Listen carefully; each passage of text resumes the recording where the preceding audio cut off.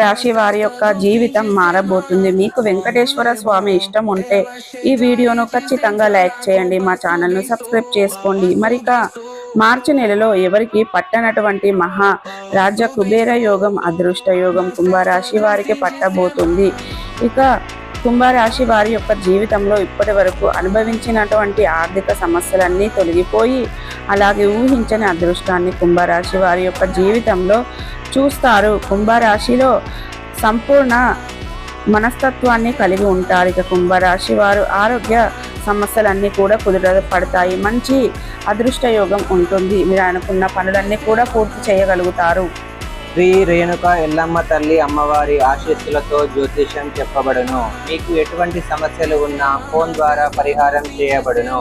భార్యాభర్తల సమస్యలు, ప్రేమ, పెళ్లి సమస్యలు, కుటుంబ డబ్బు సమస్యలు, ఇంకా ఎటువంటి కోర్టు, ఆరోగ్య